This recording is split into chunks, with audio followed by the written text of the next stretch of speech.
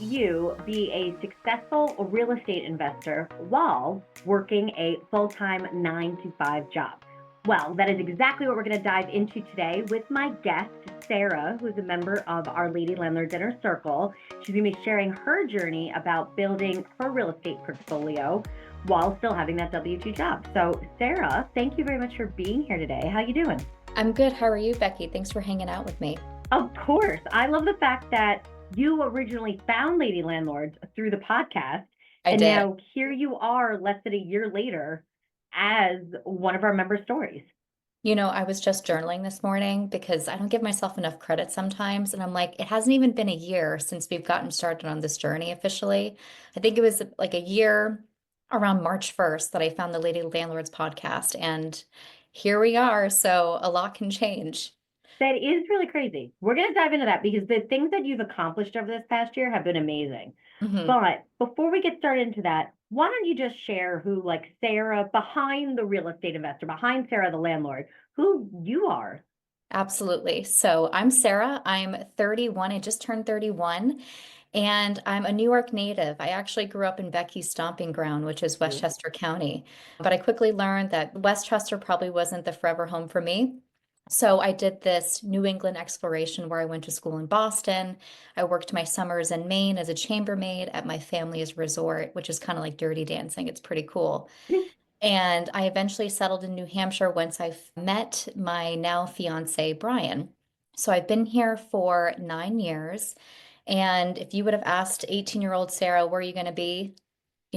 By the time you're 30, I would never have guessed New Hampshire, but it's really a truly great state and we're just having fun. Like Becky had mentioned in the start, I'm currently working a full-time job. I am in HR and I work for a really tremendous manufacturing company here in New Hampshire. And I'm sure we'll get into the details, but I'm working on my exit right now so I can focus on gasp being a full-time lady landlord. So wish me luck because I'm going to need it. And we're absolutely going to dive into that and the decision around going full time within real estate. I want to say congratulations again on Thank getting you. engaged because I know that's still brand new. Yes. And last thing I want to say, fun fact about me, I've actually never seen Dirty Dancing. Oh my God, Becky, you have some homework to do. I know that's like the most like epic movie of my generation, and yet I've actually never seen that. So it's one of those things that I actually feel like maybe I can't do because like it's just kind of so weird that I have not actually seen it. I will reconsider It's a thanks rite to of your reference. passage. You I must. will I will Yep. reconsider.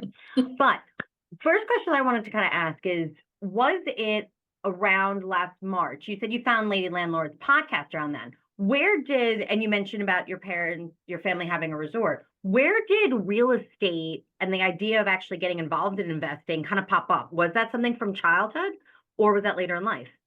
It actually came later in life, but I think that there was hints and little pushes throughout my childhood. Like, for example, my late father, he was a contractor.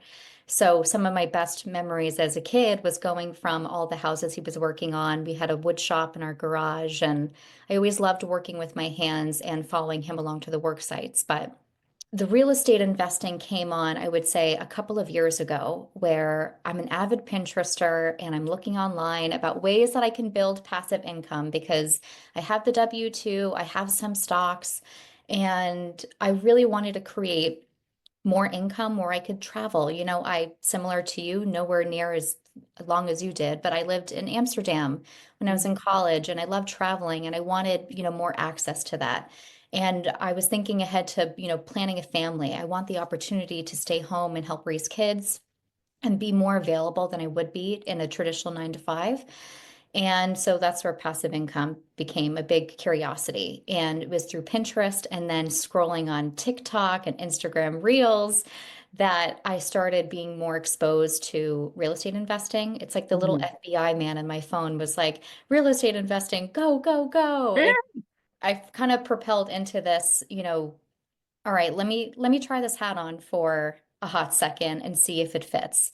Huh. And the next major step for me was I had just partnered up with a financial planner. I felt like that was the responsible adult thing to do. And if I'm really serious about differentiating my portfolio, like who can help me do that? And it wasn't going to be me. I found my financial planner and asked a question and had a conversation with someone I trusted, and that was him.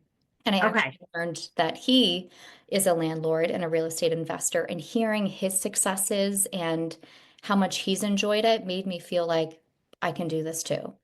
I So, want to come back to the financial planner in a second because I mhm, think that's so rare to have a real financial planner that really not only that understands real estate as well as your guy did. But mhm, I want to go back. So I love the fact that you kind of still found real estate investing on your own. But what I think is interesting is it kind of matched up with those memories you had as a kid mhm. of not being in a 9 to 5 space, kind of being out there with your dad, kind of watching him. Yeah, It's just interesting because I feel like kind of what we're creating with Lady Landlords is so many women that want to be able to create that legacy. And I think it's going to be really interesting to see in like 20, 25, 30 years later, how many more women can now say like, oh, I watched my mom. She right. joined Lady Landlords in 2022. Yes. And now here I am, 22, when I decided, hey, yeah, I made it through college, but I want to really go out and start my own business. And I Right. remember like my mom taking me to go show apartments and go check out rehabs and all those different things. It's going to be really interesting to see how that kind of trickles forward. But that's Mhm. really cool that, yes, you came across it on your own, but there was probably some piece of you being like, yeah, that was a cool memory that I had. Let's kind of put all that together. Yeah, legacy, I think that's a word I've Yeah. been using a lot in my goal setting because that's really true. Like, as a kid growing up, it was my dad in the contracting business before he passed. And then it was watching my grandmother run the Dirty Dancing Resort in Maine, seeing how people bought into that and the family felt proud to be a part of that. Yeah. So when I really got my legs beneath me with the Lady Landlord's journey and becoming a landlord, I kept coming back to legacy. Like I want to create something for my kids to buy into and feel proud about. So you hit the nail on the head. Yeah. No, thank you very much. It's interesting when I hear like certain themes from some Mhm. of our members, and that was one. They were like, "Oh, well, I would never see my mom do this, or my grandmother had this, or whatever it kind of came back around to." So it's interesting that you had that earlier exposure, and Yeah. then now as an adult, kind of put it all together. I love that you started with the financial advisor. I Yes. think that is a great place to start for any of Mhm. our listeners out there. If you have not listened to our episode all about finding a financial advisor that is the right person for you to work with, head back, go listen to that episode. It's in the Lady Landlords podcast library. But Sarah, you mentioned that this financial advisor, you knew that person personally, correct? Yes. Okay. Yes. So that was how you got started. Now, did you know that they had real estate investments themselves, or did that No. just kind of come out as you started working together? It came out as we started working together, and I'm so glad that I was honest with myself and gave my chance to even lean into the thought of real estate investing Hmm. because you don't realize the people you have in your network already probably are connected in one way or the other. So I'm so glad that I decided to have that honest conversation and be real with myself because, I mean, that's really where I got started. So, And that is something that you don't see in every financial planner. What's mhm, interesting is a lot of people tend to bring in our own biases. We tend to bring in our own experiences. So financial advisors tend to kind of stay a little bit more in their own lane. Like they might still like pass by like, hey, one of the things you could diversify is to have a rental property, but they don't kind of dive more into it than that. There's also a ton of mhm, financial advisors that have either been burned themselves in real estate or had clients that did and then kind mhm, of found them being like, hey, I tried to do this whole real estate investing thing, didn't work out. Okay, now what do I do with my money? And I right. feel like that just kind of like plants that seed in a lot of financial investors' minds. So I like the fact that yours actually had that positive experience and decided to still share that with you. Do you remember Yes. the advice that he gave you when it came to getting started in real estate investing? Yeah, I don't remember his exact words, but the message was just do it. Okay. Just set the goal for yourself and let's do it. So I left that meeting. This was November of 2023. And, we all see like the power of goal setting and, social media. If we're a Pinterester on Pinterest. And I'm like, you know what? I'm really going to do that for 2024. And I set the goal per my financial advisor's advice, just do it. And I said within 6 months of 2024, I will have bought my first rental. And I ended up buying two within six Yes. months. So it Yes, spiraled you pretty did. quickly. He created a monster. I love it though, and I'm happy that I get to continue to grow this monster. So, Yes. I love it. When you finally decided to say, okay, that's it, I'm going to buy one property in the next few months, right? Mhm. What was the first step you took to actually make that happen? I started looking. I mean, looking back, hindsight 2020, I realized I didn't know what I was looking for. So Right. naturally, what do? You doom scroll in bed at 10 p.m. at night, and I'm just pulling up Zillow and I'm looking at listings. What is even out there? Because New Hampshire, notoriously, well, not notoriously, right now, is a very low inventory, expensive inventory state. So Mm-hmm. just getting myself exposed to what kind of listings are out there. And I knew that I didn't want a single family home. To me, renting a condo and apartment was much more achievable and maybe easier to manage while I was kind of merging into this new part of my life.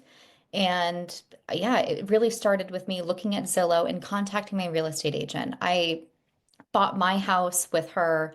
I had a really good experience with her. I felt again that I could be vulnerable with her, like my financial planner, and ask those silly questions that we cringe at even thinking about. So it was browsing listings to see what was out there and Mm-hmm. contacting a real estate agent to say, here's what I'm looking for. What's your input? Tell me what you think. So, For me, I'm really hearing a lot about team building here, yes. not only identifying that right financial planner, but Mhm. also that realtor. Now, one of the connections between the two of them is that you knew them both, right? Yes. What would you say, with just thinking about it now, I'm kind of putting you on Mhm. the spot here, but what is one quality or another or two qualities that when you think of the two of them that maybe they both have in common? That you're like, huh, thinking about it now, Yeah. this is actually important to me. And actually, these two people on my team both have that. Anything come to mind? They're both patient. Okay. They gave me, well, at least this is how I perceive them in my life. They gave me psychological safety where I could be vulnerable and ask those questions where I kind of, I don't know, felt ashamed to ask. Like, damn it, Sarah, shouldn't you already know this? But you don't know what you don't know. So it was definitely a sense of safety and like I could trust these people. That was the word that I was going to say. As you Mhm. were describing that, that's what came to my mind is that you got to a place with them that you felt comfortable being able to trust them.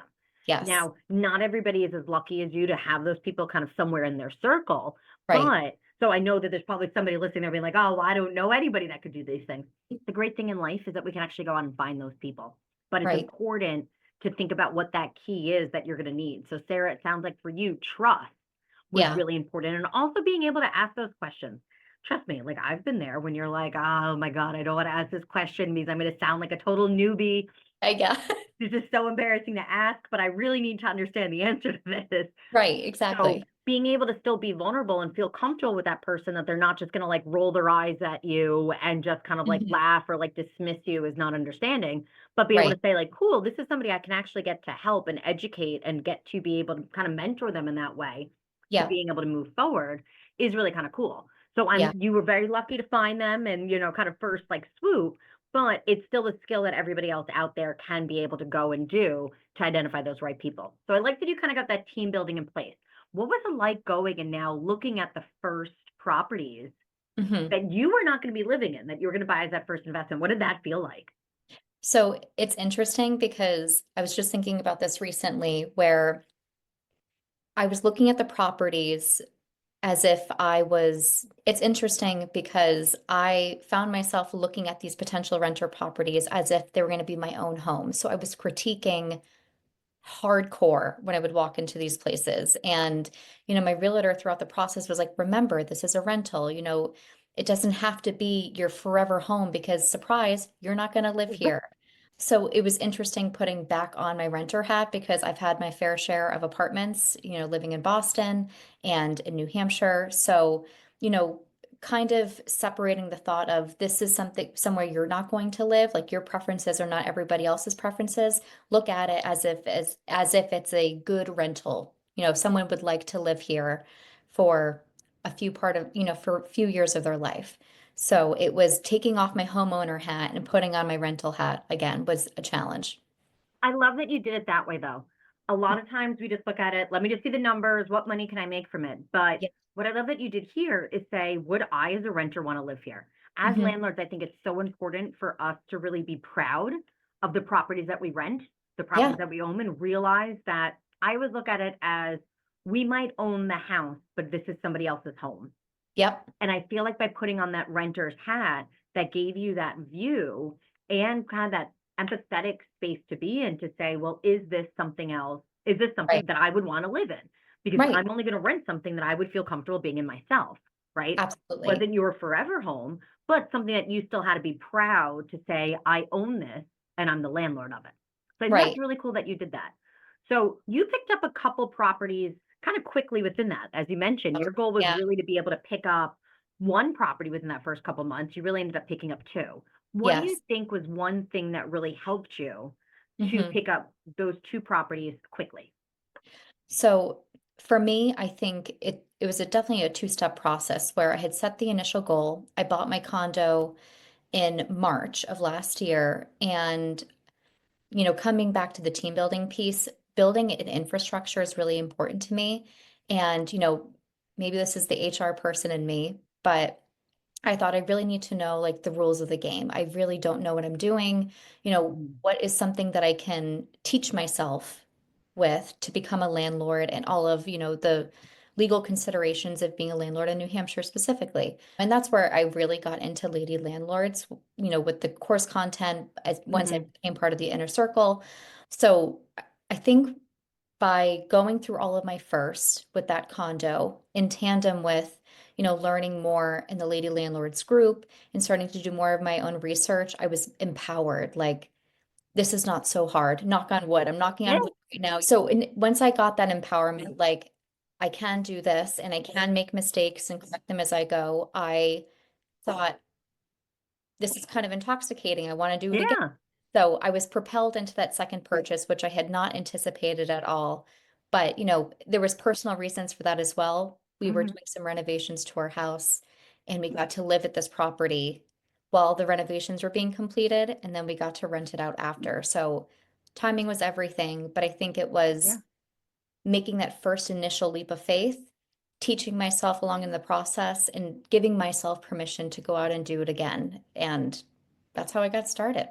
And you took action, which is the thing that I love. You Yeah. actually said like, "Okay, great. Let me get in contact with some others around me that can help support this, and then I can move forward." And you hmm did. Yeah. Now, what's interesting is you found the Lady Landlords podcast before you found the Lady Landlords Facebook community, right? Yes. Most people kind of find that in the opposite order.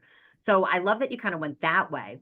But then at that point, that's where you and I connected and you kind of reached out saying, "Hey, I'm ready to kind of take this to the next level there." What was it for you that made you decide to take that step to even have the conversation with me about joining the inner circle, if you remember? So for me, it was wanting to teach myself, go back to school, if you Yeah. will. And there was really nothing else out there like the Lady Landlords Inner Circle structure.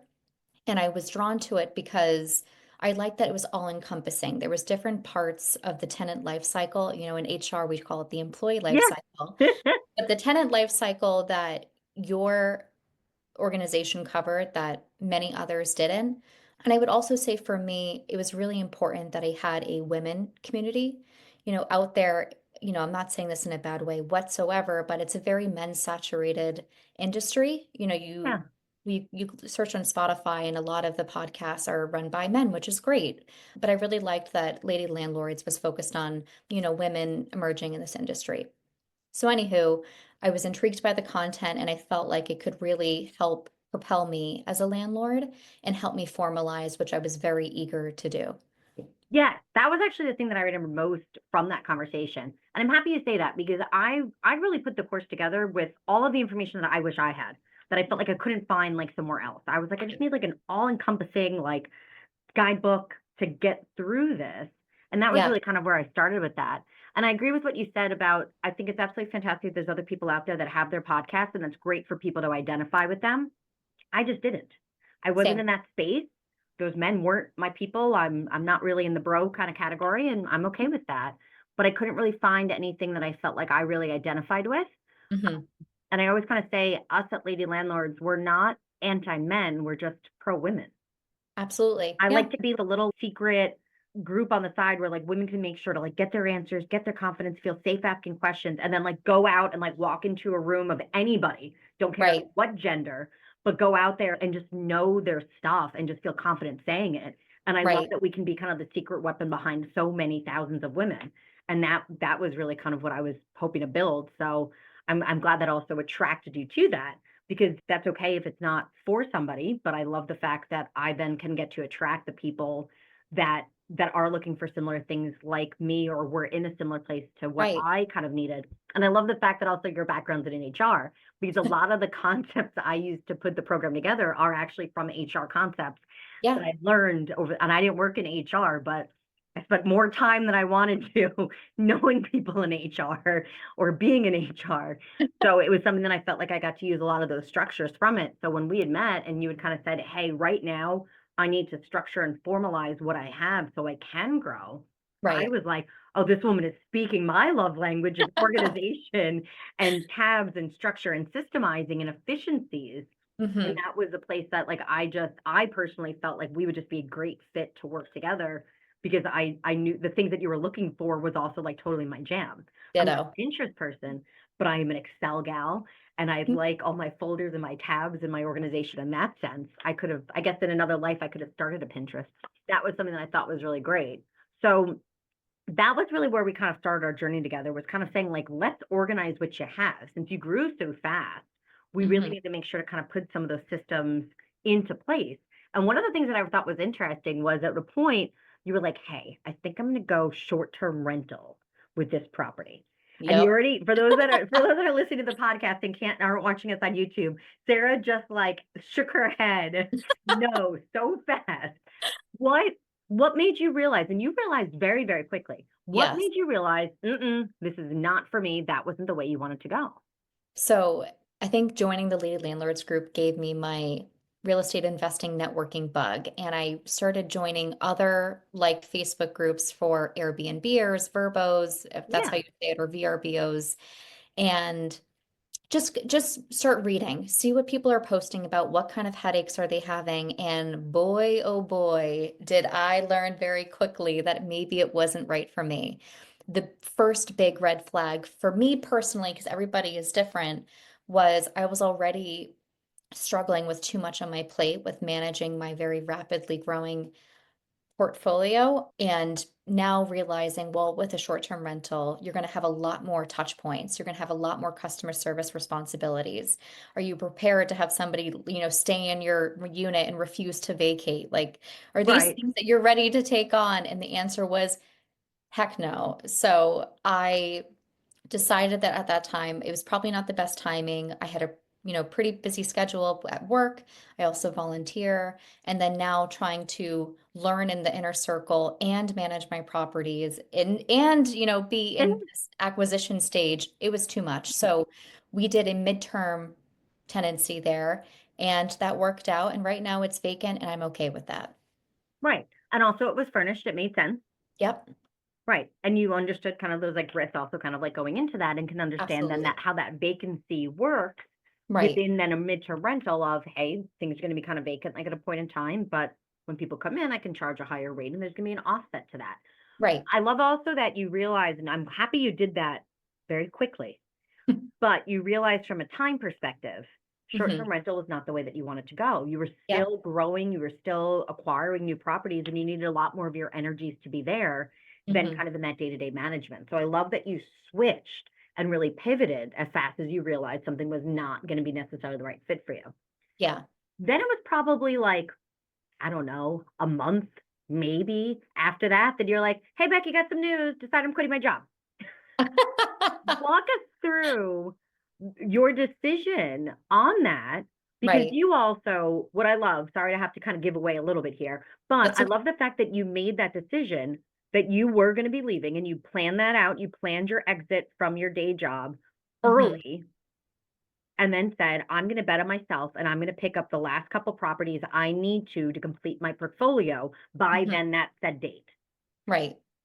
Walk me through some of that process. So I think that the seed was really planted when I think one of the first modules you have us do is the goal setting module. And you Hmm. say, I can't stress this enough. Do not pass this module. Do the goal setting. And Hmm. I totally leaned into it. And I had told myself originally that I was going to plan on exiting my 9 to 5 and by Christmas of 2025, thinking that Hmm. That was a timeline I was comfortable with. Now I had time to really grow the real estate piece to backfill the loss of the W-2, et cetera. But once I started getting some momentum with my existing properties, I realized I'm ready for my next one. But I thought back to how stressed I was and how much I struggled with the time management. I had no time for myself, and I'm somebody that likes all the time for myself to do the things that Sarah needs to do. And I had to have a tough discussion with myself saying, this is not sustainable. Your Hmm. mental health is suffering a little bit from this. You've packed on too much. You've said yes too much. And now you're in a tough spot. And I ultimately decided that to really lean into the real estate investing piece and to give myself the chance that I know I deserve, I had to expedite that timeline where I Hmm. decided to move up my departure from my 9 to 5s much sooner than anticipated, almost a whole year. And I'm glad that I did. And I'm still working right now. We're working on my exit, Hmm. and it's at the pace that I am happy with. And I think that's really important because, just to go off on a tangent a little bit, not everybody else's timeline is your timeline. And I think that I had to remind myself that a lot, that everybody is different. Their financial situation is different. Their timeline is different. Hmm. Where they're at in their life is different. And you don't fit into this one cookie cutter mold. So once I decided to leave, now we're exiting, getting back on track. I'm really looking forward to having more time to focus on this because Right. I have one vacancy that I'm working on filling, but I'm looking to add at least one more rental property by June 2025. But in order to do that, I really want to solidify my infrastructure. That's just the word that Right. keeps coming back. And in order to do that the way that I need to do it, I need more time back on my plate. Right. And I'm glad you thought about that. And it wasn't like when you made that decision, 2 weeks notice, that was it. You're out of there, blazing, on your way out here and fire and burning down all your bridges. Like you really went into this say, like giving like ample notice to having Mhm. conversations with the appropriate people about Yeah, what kind of that longer plan was. And I'm right. glad that you were able to work out something with your organization that really kind of, I mean, listen, it works for you probably better than them, right? They have to replace you as a fantastic worker, but also they're going to be okay. They're a Yeah, large institution. And I hate to say this because people are in positions where we also love what we do sometimes and we feel committed to the place that we work. But to be honest, we're all replaceable, we are replaceable. right? And for me, it was important because my workplace has given me a lot of opportunity, and it's a tremendous opportunity to be working there as their HR person. But for me, the way that I felt was the right way to exit was giving notice and offering Right. to train the person. But, again, everyone's different. Every workplace is different. Some people will walk you to the door after you give your notice. Luckily, they didn't do that to me. So I got to secure income, benefits a little bit longer while I kind of ride this wave back to shore. Well, there is that risk of that. But I love the fact that you still said, at the end of the day, what am I going to do that's best for me? Hmm. Right? And you took that risk to make those steps actually come reality. And I want to come back to that in a second. But I think it was really important that you were able to not burn those bridges there. And you did that in a great way. I did a very similar thing when I was leaving. I ended up leaving because my company was having layoffs. And I like volunteered. I was like, I'll take it. And they were like, no, no, no. Like, we're going to tell you who's laid off. And I'm like, no, no, no. Like, I'll take the severance Like package. me. Don't worry. My boss was like, no, no, Becky, like, you were not the one I was going to lay off.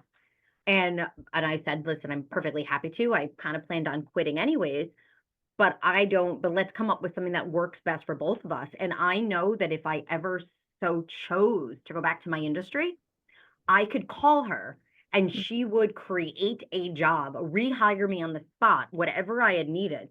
Oh, you need contract work for a few months. Oh, you want a permanent position. I don't have anything. We can get you in this department. I know that they would do that for me, Right, how I left and how I worked with them. And I know that, Sarah, you went out also in the proper way that would allow you to be able to also do that if it so right. came down to it. But that was a risk saying, I'm going to leave now and bet on myself, Hmm. not just now, but also that other property that you need to get by June.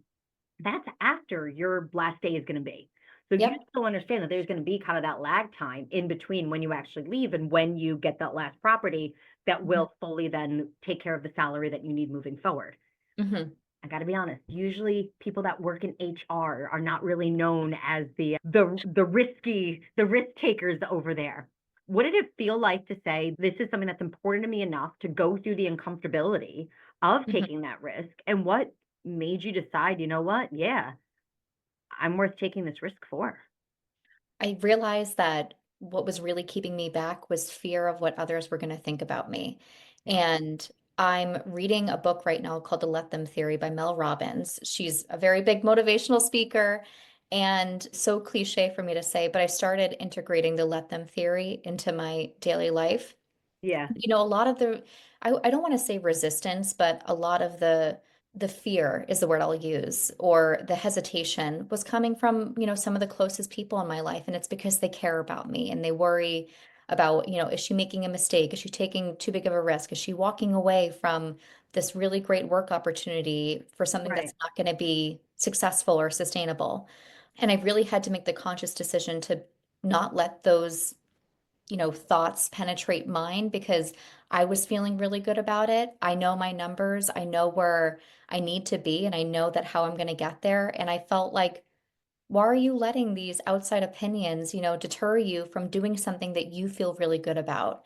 Right. And, most importantly, I had Brian who was in my court.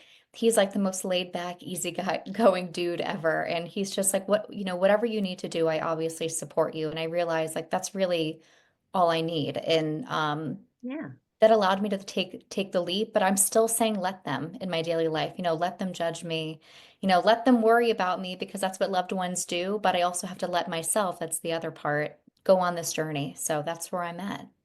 Right. And that's where, to me, real estate investing and Lady Landlords as a whole, we are more than just the numbers and dollars and cents you see on an Excel sheet. Hmm. There's more to life than that. We have to also consider what our goals are, how we feel about things. Our mindset has to change and grow as we scale. It's not just let me buy another property.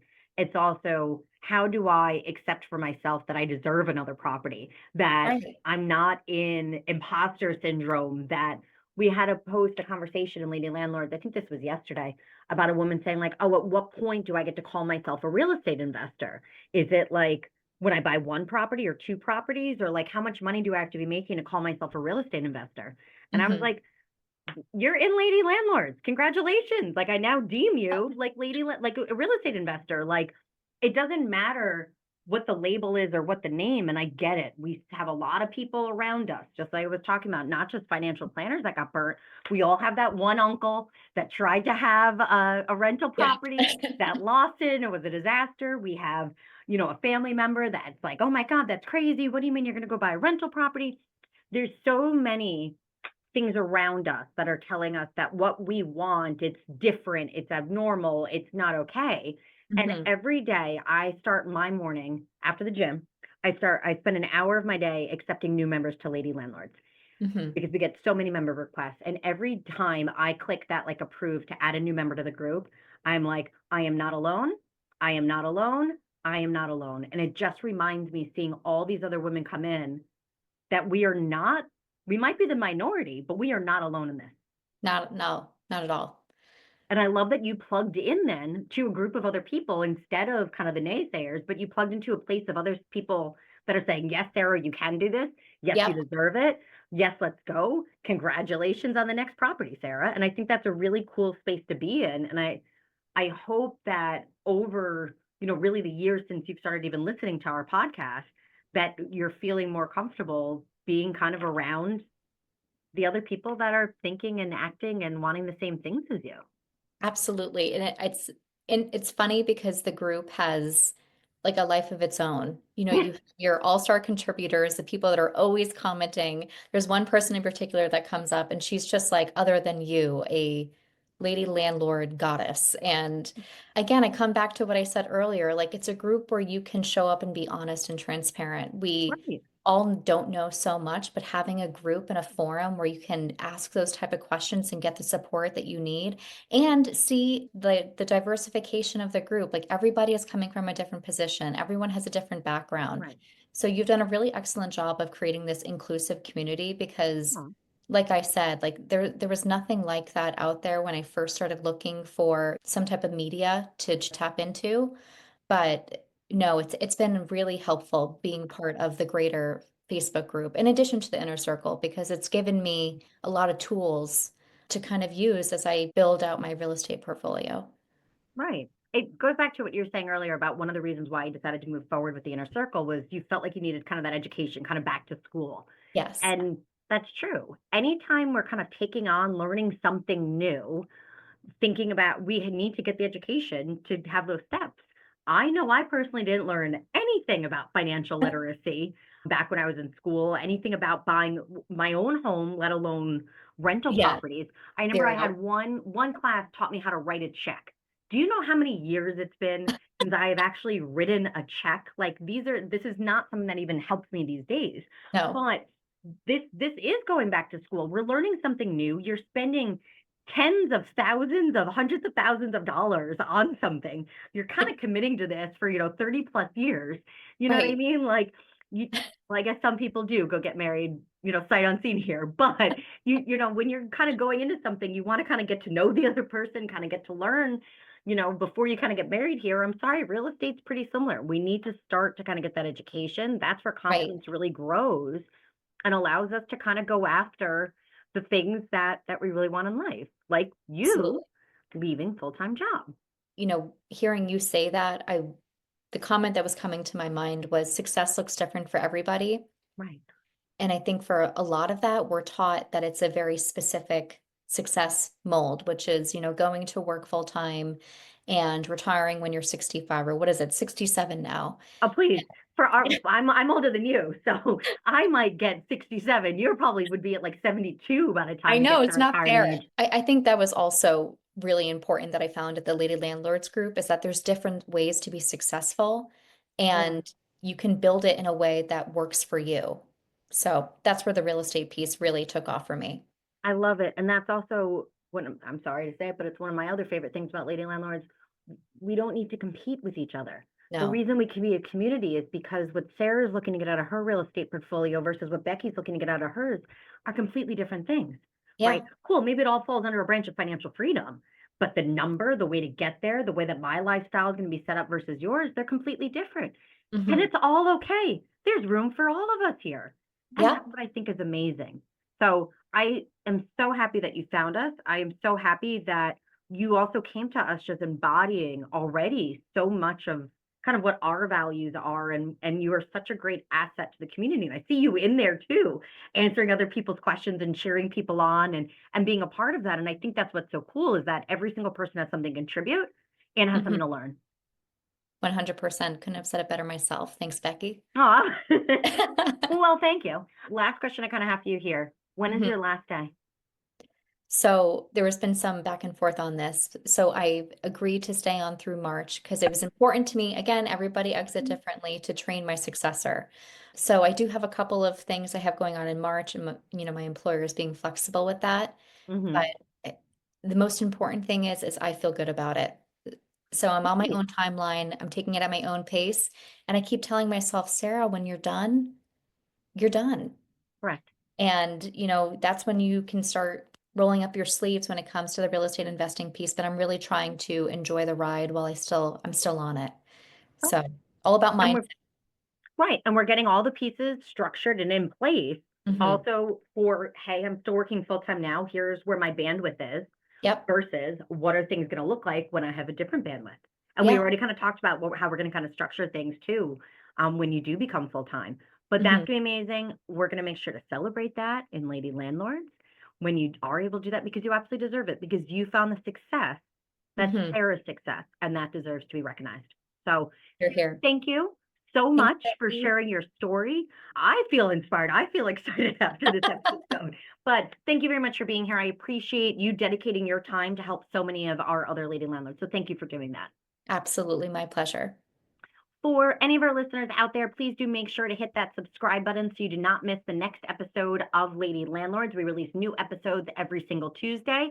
And also, if you enjoyed today's episode as much as I did, and I know you did, please make sure to leave us a 5-star review. 5-star reviews helps other women be able to find our community.